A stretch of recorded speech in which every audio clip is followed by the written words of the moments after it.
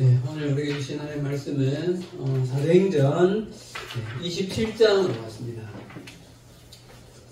자, 사도행전 27장 오늘 20절에서 26절까지 말씀입니다. 네, 사도행전 27장 20절에서 26절까지 말씀 찾아서 한 절씩 교도하도록 하겠습니다. 제가 20절 읽을게요. 여러 날 동안 해도 별도 보이지 아니하고 큰 풍랑이 그대로 있음에 구원의 영광마저 없어졌더라. 여러 사람이 오래 묻지 못하였으니 바울이 가운데서 말하되 여러분이여 내 말을 듣고 그에 대해서 떠나지 아니하여 이 타격과 손상을 면하셨더라면 정도로 하느니라. 내가 너희를 권하노니 이제는 안심하라. 너희 중 아무도 생명에는 아무런 손상이 없겠고 오직 배뿐이러라. 내가 속한 바고 내가 섬기는 하나님의 사자가 어젯밤에 내 곁에 서서 말하되 바울아 두려워하지 말라. 내가 가이사 앞에 서야 하겠고 또 하나님께서 너와 함께 항해하는 자를 다 내게 주셨다 하였으니 그러므로 여러분이여 안심하라. 나는 내게 말씀하신 대로 되려고 하나님의 말씀을 믿노라. 같이요. 그런즉 우리가 반드시 한 섬에 걸리리라 하더라. 아멘. 반갑습니다. 네, 오늘 벌써 12월 15일 셋째 주입니다. 우리 앞뒤적으로 인사 한번 합시다. 반갑습니다. 잘 오셨습니다. 네, 웃는 얼굴로 인사 펴시고 좋습니다. 오늘 우리 주보에 있는 것처럼 다음 주에 이렇게 모여서 함께 드리는 예배는 공식적으로 가지지 않고요. 그래서 주일 11시 반 예배와 2시 반 예배에 같이 참여하면 좋겠습니다. 여러 가지 이유가 있을 거고 좀 보시면 될 것 같고요. 그래서 우리 함께 모여서 드리는 이 예배는 오늘하고 이제 29일이면 이제 마지막 본래 예배가 되어지고 2년간 이렇게 함께 진행해 왔던 이제 사도행전도 이제 2년의 대장정을 마치게 됩니다. 오늘 27장 읽었으니까 다음 장이 28장이고 28장이 사도행전의 끝인 건 알고 있죠? 네. 그렇습니다.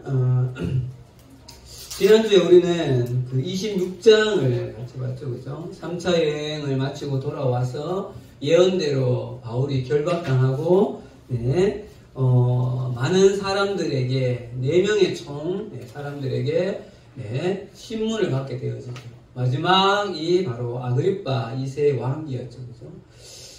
이 과정에서 바울은 자신의 삶에 있어서 빼놓을 수 없는 한 사건 뭐였습니까, 여러분? 다메섹 도상에서의 그 사건을 또 이야기하게 되어지죠. 그죠? 지난주에는 우리가 어디에 좀 포커스를 맞추었는가 하면 다메섹 도상에 예수님을 만나고 엎드려 있는 사울에게 일어나 너의 발로 뭐하라? 서라 하는 이 말씀에 좀 초점을 맞췄죠. 기억나십니까?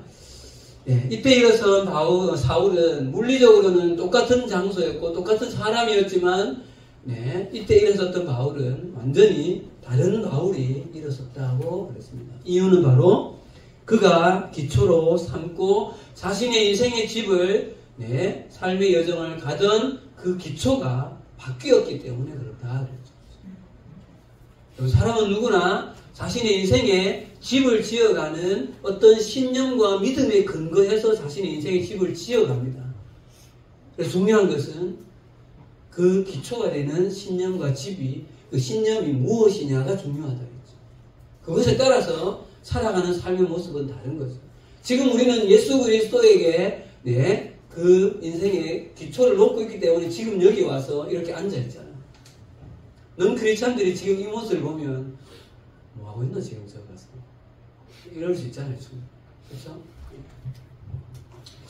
그래서 여러분 우리 인생의 집을 우리가 진리라고 믿고 있는 이 성경과 예수 그리스도의 그 복음의 기초에서 여러분의 인생을 마음껏 지어가는 여러분들이 되기를 간절히 바랍니다. 자, 오늘은 이제 사도행전의 마지막 장인 28장의 바로 앞인 27장으로 왔습니다. 이제 아그리빠 왕에게 신문을 받은 이후에 바울은 죄수의 신분으로 이제 어디로 가게 됩니까? 어디로 가게 됩니까? 로마로 가게 되어지죠. 로마로요. 네. 자, 27장 1절을 잠깐 보도록 합시다. 1절. 자, 1절. 27장 오늘 내용을 사실은 다 좀 보아야 오늘 이 상황이 좀 이해가 되는데, 네. 지금 좀 같이 좀 보도록 합시다. 1절입니다. 1절. 같이 읽을까요? 시작. 우리가 배를 타고 이달리아에 가기로 작정되매 바울과 다른 죄수 몇 사람을 아그수도대의 백부장 율리오라는 사람에게 맡기니, 우리가 배를 타고 어디로 간다고요? 이달리아로 가기로 작정되매. 6절 가겠습니다. 6절. 6절입니다. 시작. 거기서 백부장이 이달리아로 가려는 하는 알렉산드리아 배를 만나 우리를 오르게 하니, 배 이름이 알렉산드리아 호였던 거예요. 자, 이렇게 출발한 이 알렉산드리아 호에 그냥 순적하게 로마까지 가면 다행이었겠는데 문제가 일어나는 거죠. 자, 그 문제가 뭔가 하면요, 9절에서 11절입니다. 9절. 자, 제가 9절 읽을게요. 여러분 10절 읽으세요. 여러 날이 걸려 금식하는 절기가 이미 지났으므로 항해하기가 위태한지라 바울이 그들을 권하여, 그들은 이제 선주를 말하는 거예요. 선정하고. 여러분들 10절 시작.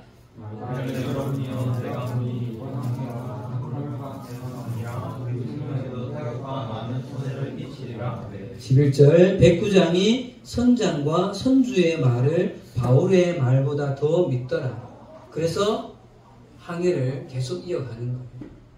바울은 하나님께서 사인을 주셨는데 알고 있었어요. 지금 이 항해를 출발하면 분명히 어려움이 생길 거라는 것을. 근데 어떻게 알았는지는 성경에 나오지는 않습니다. 어쨌거나 바울의 이 항해 만류에도 불구하고 선장과 선주는 겨울 보내기가 좀 더 좋은 베닉스라는 그 도시에 가면 도시가 조금 더 컸나 봐요. 거기서 겨울을 보내고 가려고. 베닉스가 사실 그렇게 많이 멀지는 않거든요. 지금 있는 이곳에서. 자, 항해 출발을 합니다. 자, 14절로 가겠습니다. 14절, 15절. 14절입니다. 얼마 안 돼요. 섬 가운데로부터 유라굴로라는 광풍이 크게 일어나니. 15절 여러분들 시작. 해가 되면 바람을 맞춰갈 수 없어 가는 대로 두고 쫓아가라. 네. 그럼 여기서 유라굴로라는 광풍은요, 엄밀히 말하면 태풍을 말하는 거예요. 갑자기 항해 중에 태풍 가운데 이 알렉산드리오가 휘말리게 되어지는 거죠. 그러다 보니까 이 15절에 보면 바람을 맞추고 갈 수 없어 그냥 가는 대로 두고 쫓겨가다가, 비바람이 광풍이 몰아치는 대로 그냥 이 배가 그냥 인정사정 없이 그냥 떠가는 거예요. 어디 정처 없이. 자, 이 상황이 얼마나 극심한 생명의 위협이 있었는지를 20절에 이렇게 기록합니다. 20절입니다. 같이 읽읍시다. 시작. 여러 날 동안 해도 별도 보이지 아니하고 큰 풍랑이 그대로 있음에 구원의 여망마저 없어졌더라. 몇 날을 지났는지 모르는 거예요. 몇 날 며칠을 지났는지도 모른 채 해를, 별을, 달을 못 본 지가 얼마인지도 모른 채 계속해서 지금 이 풍랑 속에 이렇게 어려움을 겪고 있는 거죠. 쉽게 말하면 어느 한순간 자칫 잘못하면 배가 뒤집어지면 다 바다 한가운데 그냥 죽는 거죠. 그래서 이 절박한 상황을 구원의 여망마저 없어졌다. 한마디로 말하면 죽기 직전인 거예요. 네. 자, 여러분, 지금 로마로 가고 있는 이 바울이 처한 이 상황을 이게 지금 어떻게 좀 다가옵니까, 여러분? 바울이 지금 어디 해외 여행 가나요? 아니잖아요. 그죠? 바울은 지금 하나님의 부르심을 받고 복음을 전하는 오로지 그 사명 때문에 지금 로마로 가고 있다고요. 분명히 자기 자신의 어떤 만족을 위해서 가고 있는 것이 아니라는 거죠. 자, 여러분 23장 그 앞에 23장 11절에 보면 이런 말씀이 있어요. 그날 밤에 주께서 바울 곁에 서서 이르시되 담대하라. 네가 예루살렘에서 나의 일을 증언한 것 같이 로마에서도 증언하여야 하리라 하시니라. 로마로 가는 것이 누구의 뜻이에요? 하나님 뜻인 거예요, 지금. 그렇게 해서 지금 로마로 가고 있다는 거죠. 그럼 여러분, 지금 이 상황이 좀 너무한 것 같지 않나요? 자, 그냥 그때 당시 지금 바울은 무슨 신분으로 가고 있어요? 죄수로 가고 있어요. 그래요. 뭐 죄수가 되어서 가는 거는 이해할 수 있다고 칩시다. 그때 당시에 뭐 여러 상황 때문에 그럴 수 있다고 쳐요.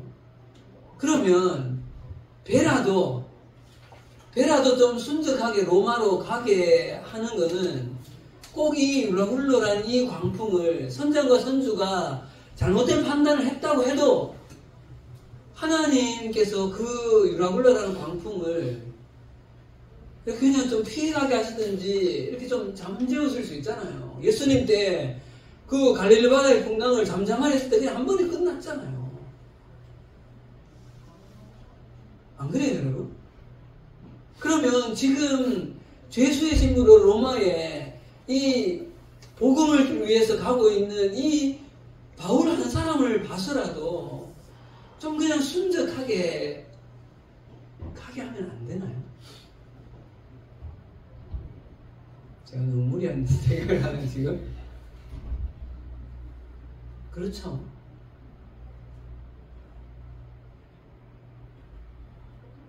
여러분 그냥 이건 바울의 일이라고 생각하지 말고 지금 내가 이 배에 타고 있는 바울이라고 한 번만 생각해 보세요. 지금 이 배 속에서 바울이 무슨 생각을 했을까요?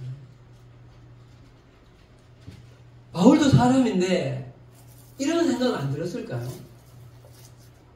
와, 이 태풍에서 이런 일을 왜 겪게 하시는가 하나님.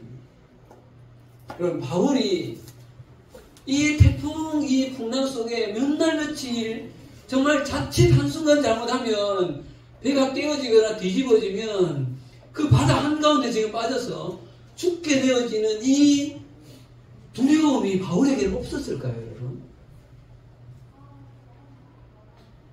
그럼 바울은 무섭지 않았을까요? 바울은 이 몰아쳐오는 비바람을 맞으면서 힘겹지 않았을까요?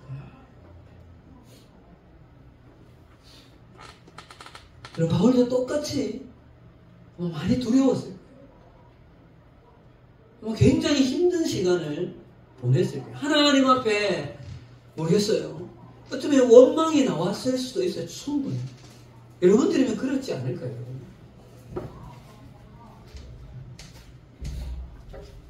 바울도 매우 두려웠어요. 그래서 여러분 오늘 24절 본문 24절 말씀에 하나님께서 사자를 통해서 바울에게 뭐라고 말하고 있어요? 바울아, 뭐 하지 말라? 두려워하지 말라라고 말하고 있어요. 사랑하는 여러분, 우리는 로마를 향해서 가고 있는 이 바울이 처한 이 모습 속에서 여러분, 우리가 앞으로 걷게 되어질 이 신앙의 여정, 신앙의 삶에 매우 중요한 교훈을 한 가지 얻게 되어집니다. 쉽게 말하면요, 그것은 쉽게 말하면 우리 신앙의 이 여정이 우리 흔히 요즘 잘 표현하는 꽃길만 걷는 게 아니라는 사실. 조금 더 나가면 여러분, 어떤 모습이든지 우리가 하나님의 자녀로 하나님의 나라의 백성으로 이 땅을 살아가는 이 믿음의 항해 역시 죄로 타락해져 있는 이 세상에 깨어진 이 세상 가운데서 일어나고 있는 고난과 아픔과 어려움 모든 것이 우리도 예외 없이 그대로 겪을 수 있다는 사실을 우리는 기억해야 된다는 거예요. 자칫 우리는 이런 착각에 빠질 때가 있어요. 무슨 착각인가 하면 우리가 발을 딛고 살아가는 이 세상 속에서 내가 신앙생활을 잘하고 내가 믿음 생활을 잘하면 하나님께서 나와 함께 하시기 때문에 나에게 있는 이런저런 다가오게 될 고난과 어려움이 나에게만큼은 피해가고 나에게는 좋은 길만 있을 거라는 착각이 우리 가운데 있을 수 있다는 거예요. 예수 잘 믿으면 나한테 좋은 일 있을 것이만, 좋은 일만 있을 것이라는 그런 착각이 우리 가운데 있을 수 있다는 거죠. 아니 여러분, 절대 그렇지 않습니다. 여러분, 이 사실은 복음 전파를 위해서 풀타임으로 지금도 해외에서 아니면 목회를 하면서 풀타임으로 사역하시는 분들이나 직장을 생활을 하면서 신앙생활을 하는 분들이나 단 한 사람 예외 없이 이 땅 가운데서 우리가 살아가는 믿음의 여정에서 우리가 겪게 되어지는 여러 상황 속에서의 어려움은 우리에게도 절대 예외일 수 없다는 사실이에요. 여러분, 지금 바울은 하나님의 특별한 부르심 속에 온전히 하나님의 뜻과 목적을 이 세상 가운데 이루어내는 그 일을 위해서 달려가지만, 여러분, 그는 지금 유대 사회를 지배하고 있는 유대교와 그 유대교를 지배하고 있는 그 지배계층의 타락한 욕심 때문에 그는 지금 죄수가 되어져 있고, 또한 루스드라에 갔을 때는 그들에 의해서 돌에 맞아 죽을 뻔한 상황 가운데 들어갔었고, 지금은 로마로 가면서 유라굴로라는 이 자연의 현상 앞에 꼼짝없이 그도 고통 속에 있다는 거예요.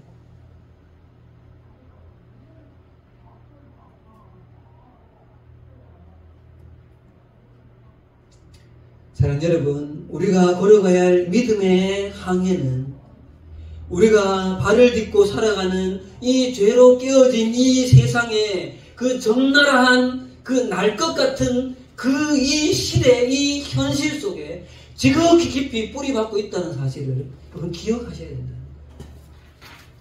나는 예외다.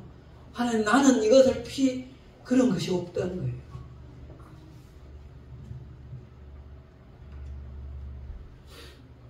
여러분, 태풍 속에 휘말려가는 이 알렉산드리호 바울이 타고 있는 이 배, 여러분 어떻게 됐을까요, 나중에?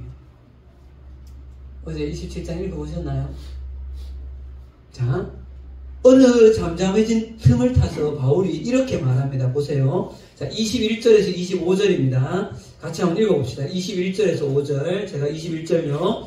여러 사람들이 오래 먹지 못하였음에 바울이 가운데 서서 말하되, 여러분이여 내 말을 듣고 글에 대해서 떠나지 아니하여 이 타격과 손상을 면하였더라면 좋을 뻔하였느니라. 22절요. 내가 너희를 떠나니 이제는 안심하라. 너희 중 아무도 생명에는 아무런 손상이 없고 오직 백분이라. 내가 속한 바 곧 내가 섬기는 하나님의 사자가 어젯밤에 내 곁에 서서 말하되, 바울아 들어가지 말라. 내가 가이사 앞에 서야 있고 또 하나님께서 너와 편에 하는 것을 말하게 주셨다 하셨으니. 그러므로 여러분이 안심하라. 나는 내게 말씀하신 그대로 되리라고 하나님을 믿노라. 26절. 그런즉 우리가 반드시 한 섬에 걸리리라 하였더라. 여러분, 이 바울의 이 21절에서 26절을 보면 저는 그렇게 생각이 되더라고요. 이후에 아무런 어려움 없이 어떤 무사히 한 섬에 도착해서 사람들이 안전하게 다 내리게 되겠구나, 이렇게 충분히 생각할 수 있다 없다? 없나요? 있죠. 근데 여러분, 현실은 어떤지 알아요? 41절 가봅시다. 41절. 41절. 두 물이 합하여 흐르는 곳을 만나 배를 걸매 이 물은 부딪혀 움직일 수 없이 불고 고물은 큰 물결에 깨어져 가니. 42절요. 죄수가 헤엄쳐서 도망갈 바에 그들을 죽이는 것이 바라였으나 백부장이 바울을 구원하여 그들의 뜻을 막고 헤엄칠 줄 아는 사람들을 명하여 물에 뛰어내려 먼저 육지에 나가게 하고. 44절요. 그 많은 사람들은 열조가 혹은 배불러가 되기 전에 나가게 하니 마침내 사람들이 다 성육하여 구조되니라. 한 섬에 가까이 온 건 맞아요, 여러분. 근데 두 물이 합하여 흐르는 곳에 배는 또 한 번 여기서 깨어져 가는 거예요. 안전하게 내려가지고 그냥 계단 이런 걸 걸어간 것이 아니라 마지막에 44절에 배가 끼어진 그 널판지 조각 하나 붙잡고 그 자기의 짐 그거 하나 붙잡고 억지로 헤엄쳐서 거기 갔다는 거예요. 지금. 이게 지금 바울이 마주하고 있는 구원받았다는 것의 이 현실이 이런 상황입니다.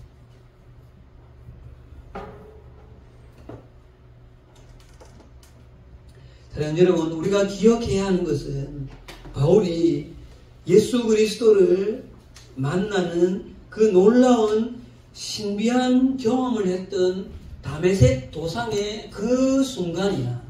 아마 그 순간에 하나님 예수 그리스도를 만난 그 어떤 기쁨으로 바울은 굉장한 놀라운 이 신비한 경험을 했기 때문에 세상이 달라 보였을 거예요.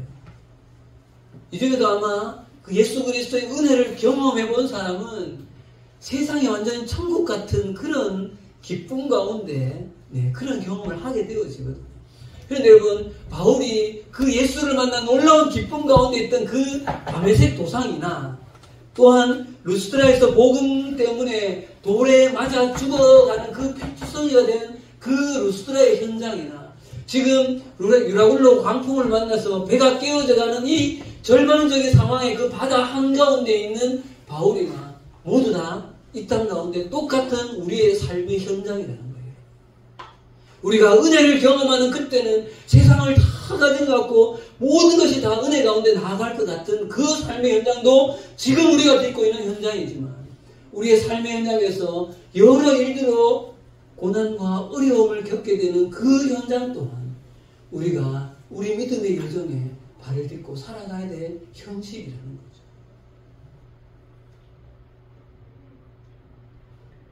여러분들께 한번 물어봅시다.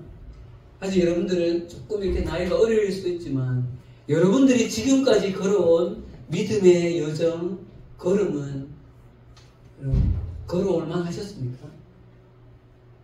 네.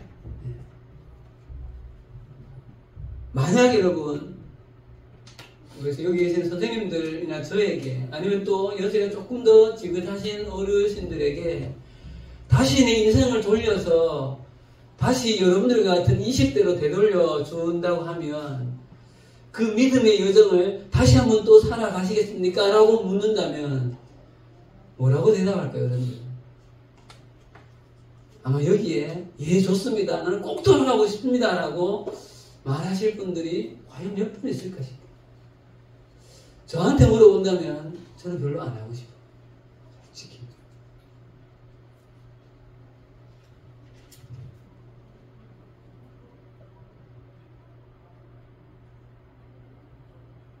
여러분, 신앙의 여정을 다 달려갔던 우리의 믿음의 그 족장 중에 한 명인 야곱이 자신의 인생을 거의 마쳐가는 때쯤에 아들 요셉으로 인해서 애굽으로 가게 되어지잖아요. 애굽의 그 바로왕 앞에서 자기의 삶을 소개하고 있는 이 한 문구가 지금 제가 말씀드리는 이 말씀을 적나라하게 표현하는 문구가 있어요. 창세기 47장 9절에 야곱이 바울에게 이렇게 말해요. 야곱이 바로에게 이르되 나는 나그네의 세월이 130년이니이다. 내 나이가 얼마 못 되니 우리 조상의 나그네의 길 연조에 미치지 못하나 험악한 세월을 보내었나이다. 야곱이 자기 인생 전체를 돌아봤을 때 하는 이야기가 험악한 세월을 보내었나이다. 이렇게 이야기해요.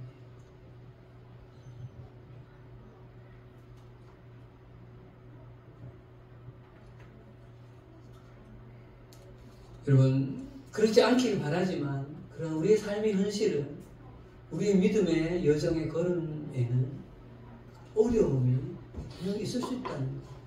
나의 삶에는 하나님의 은혜로 나한테는 좋은 것만 올 것이다라는 그 환상을 버려야 합니다. 지극히 우리는 이 현실 가운데 뿌리박고 살아가고 있다는 거예요. 그런데 여러분, 더 중요한 사실이 있어요. 믿음의 여정이 꽃길이 아니라는 사실을 아는 것보다 더 중요한 사실이 한 가지 있는데, 자, 여러분 23절 오늘 말씀에 23절에 보면 내가 속한 바 곧 내가 섬기는 하나님의 사자가 어젯밤에 내 곁에 서서 말하되, 여러분, 우리 믿음의 여정에서 살아갈 이 날 것과 같은 이 세상 속에서 우리가 어려움에 처해 있는 그 상황에 있을 때 그 결정적인 순간에 하나님은 우리를 홀로 버려두시지 않는다는 사실. 결정적인 순간에 우리를 찾아오셔서 우리를 만나주시고 우리가 이 땅에서 겪는 아픔이나 고통이나 그 고난의 그 순간을 너희만 겪어라, 나는 모른다라고 고아와 같이 우리를 버려두시지 않는다는 사실. 여러분, 이 폭풍을 치는 이 순간에도 바울에게 하나님은 찾아오셔서 두려워하지 말라고 그를 격려합니다. 우리가 잘 알듯이 험악한 세월을 보냈다고 하는 그 야곱의 인생 중에도 보면 그가 힘겨워하는 순간 곳곳에 하나님은 야곱을 찾아오셔서 야곱과 함께 만나주시죠. 사랑하는 남일교회 다음 세대 여러분, 여러분의 신앙의 배를 타고 믿음의 항해를 하는 이 여정 속에 여러분에게도 충분히 유라굴로라는 태풍이 있을 수 있음을 여러분 기억하십시오. 여러분, 더 중요한 것은 그 순간에 내가 나 혼자서 그 아픔을 겪는 것처럼 여겨질지는 몰라도 분명히 그 순간 하나님께서 우리를 잡고 계시다는 사실. 왜요? 그분은 우리 아버지이기 때문에.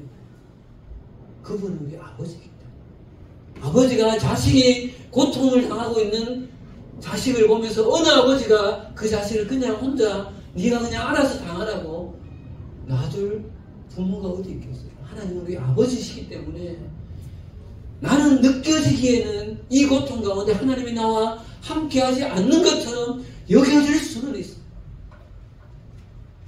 그래서 우리가 가끔 보게 되어지는 모래 위에 밟는 그 발자국 예화처럼 처음에는 두 발자국 가다가 어느 한순간 내가 가장 힘든 순간에 한 발자국만 있었을 때 나는 그 발자국이 내 발자국이라고 알았는데 알고 보니까 나를 업고 가는 예수님의 발자국이었다는 그 예화처럼 그 순간에도 여러분 분명히 하나님은 여러분들에게 어느 손길들을 통하신 간에 여러분을 위로한다는 사실을 여러분 기억하십시오.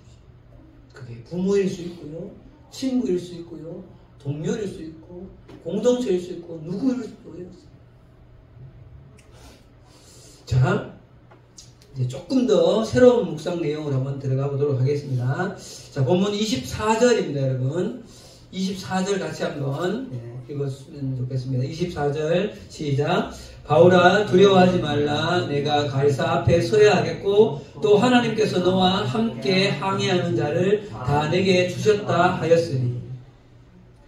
여러분, 하나님은 바울에게 찾아오셔서 바울아, 이 폭풍을 인하여 두려워하지 말아라. 이 폭풍을 뚫고 반드시 네가 로마로 가야 한다.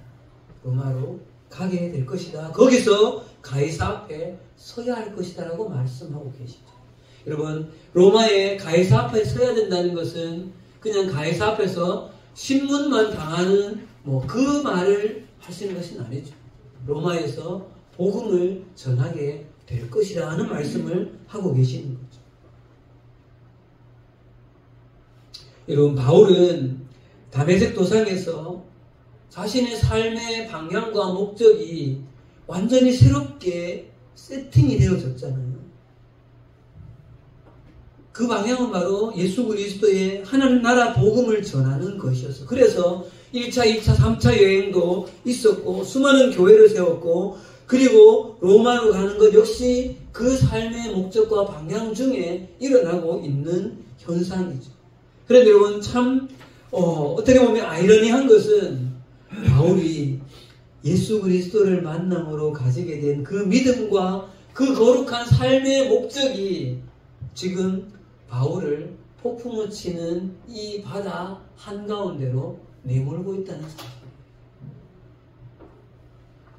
자, 다시요.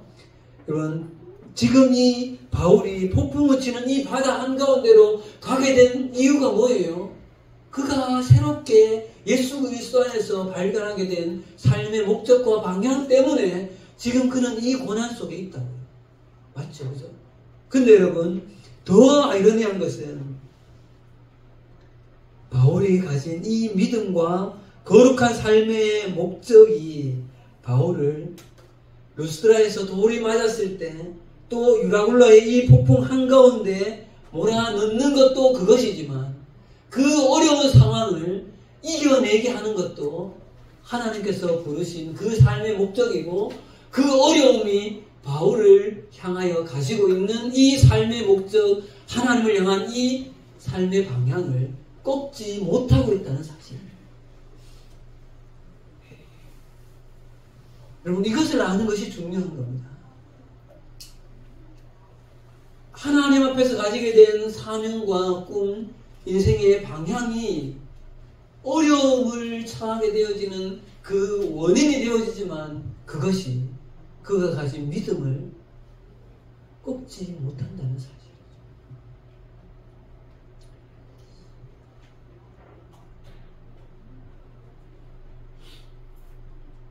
여러분, 저는 이번 주간에 이 본문을 묵상하면서 마음 한켠에 그 전주와 좀 이렇게 연결이 좀 되어지는 것을 느낄 수 있었습니다. 그럼 지난 2주 동안 거듭해서 우리가 이런 말씀을 제가 드렸습니다. 우리는 두 가지 질문 앞에 서야 된다는 거예요.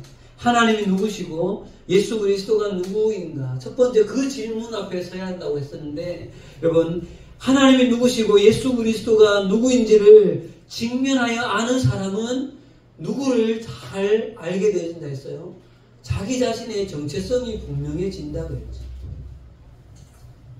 바울의 표현을 빌리자면 종과 증인의 정체성이라고 했었죠, 지난주에. 그런데 여러분, 그렇게 예수 그리스도를 직면하고 그 예수 그리스도 안에서 자기 자신의 온전한 정체성을 발견하여서 믿음의 항해를 시작한 사람에게는 누구나 예외 없이 하나님께서는 그 사람의 그 믿음의 항해에서 가야 할 로마를 보여주신다는 사실이에요. 그 사람의 믿음의 여정에서 그 사람만이 가게 해야 할, 그 사람만이 가야 할 그 로마라는 곳을 하나님은 허락하여 주신다는 사실이에요. 제가 가끔 저희 아버지 이야기를 말씀 시간에 가끔 할 때가 있죠. 지금 벌써 81세이신데 은퇴하신 지가 벌써 10년이 넘어졌죠. 제 아버지는 시골 교회에 40년을 장로 생활을 하시고 은퇴를 하셨어요. 근데 이런 기억을 저는 가지고 있어요. 제가 어렸을 때 초등학교 다닐 때를 기억해요. 그 시골에 정말 이렇게 수입할 만한 것이 농사 짓는 것밖에 없어서 너무 어려운 곳이죠. 그래서 많은 사람들이 조금 이렇게 도시가 되어지는 곳으로 이제 떠나는 거예요. 뭐 예천이 고향인데 예천 읍내로 가거나 안동으로 가거나 대구로 가거나. 그런데 여러분, 저희 아버지께서도 제가 알기로 2-3번 정도 이때쯤 되어지면 이제 농사가 끝나요. 그러면 이제 농한기 때 이제 정리를 하시는 거죠. 읍내라도 좀 나가서 장사를 하든지 기술을 뭘 하든지 해서, 그때 저희가 이제 3형제였는데 교육도 시키고 조금 이렇게 그렇게 지내시고 싶었어요. 많은 사람들이 그렇게 하니까요. 근데 그때 이미 저희 아버지는 시골교회 작은 교회지만 장로였어요. 근데 그렇게 생각할 때마다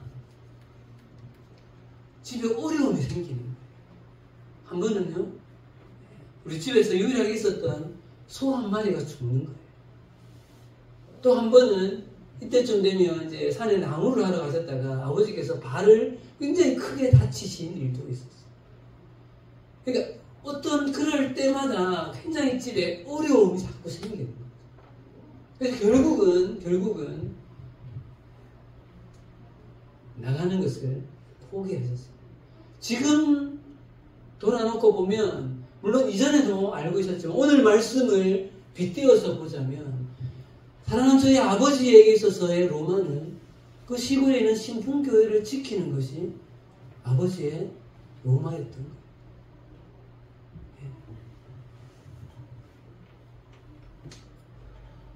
여러분, 여러분의 로마는 어디입니까?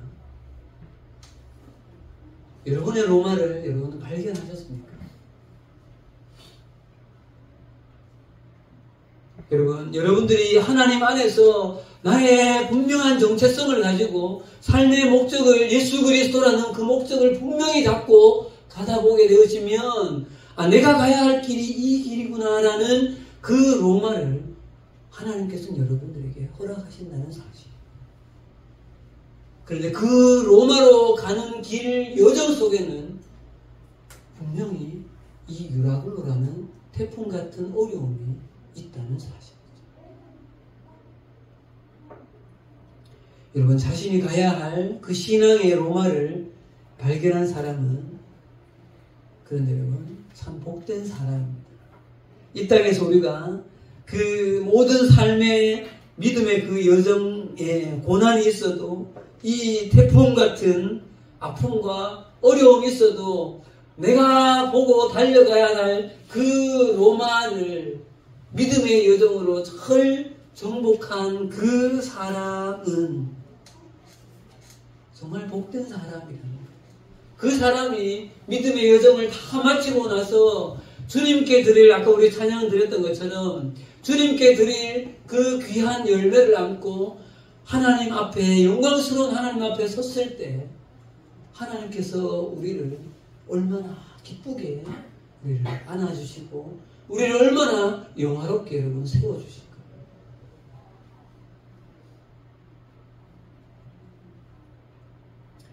여러분, 오늘 이 유라굴로라는 폭풍 속에서 바울은 결국은 로마로 가게 되어지고요. 그곳에서 하나님 나라의 복음을 거침없이 전한 이후에 하나님이 주신 사명을 이후에도 끝까지 가게 되어지죠. 그리고 그가 디모데후서 마지막 편지에 자신의 삶을 마무리하면서 이렇게 기록합니다. 다 같이 디모데후서 3장 6절에서 8절까지 한번 가봅시다. 디모데후서 3장 6절에서 8절입니다. 잘 아는 말씀이기도 합니다. 디모데후서 3장 6절에서 8절까지 말씀입니다. 자, 6절 제가 읽을게요. 전제와 같이 내가 벌써 부어지고 나의 떠날 시각이 가까웠도다. 시작.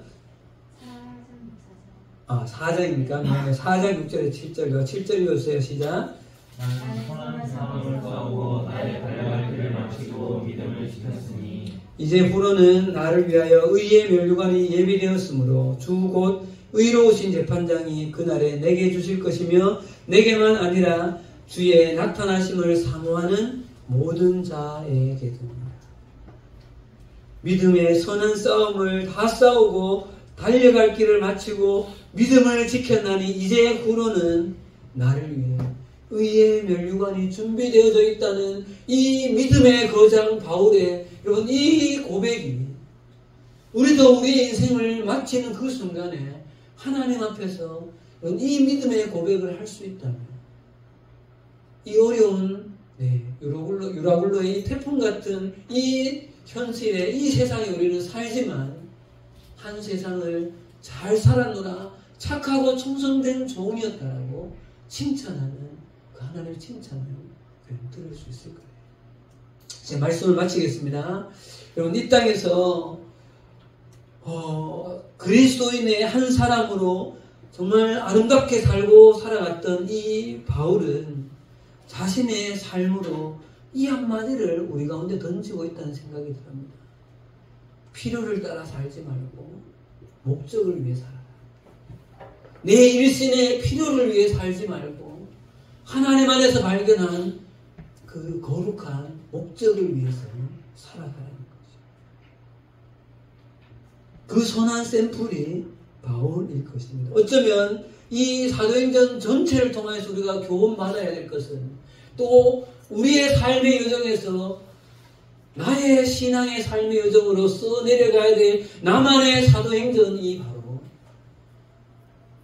오늘 이 바울이 로마로 가면서 어려운 중에도 이렇게 끝까지 가는 이 믿음의 여정을 가는 그 모습처럼 우리에게도 나에게 주어진 로마를 향하여서 이런 믿음의 삶을 써내려간다면 여러분들만의 사도행전을 써내려갈 수 있을 것입니다.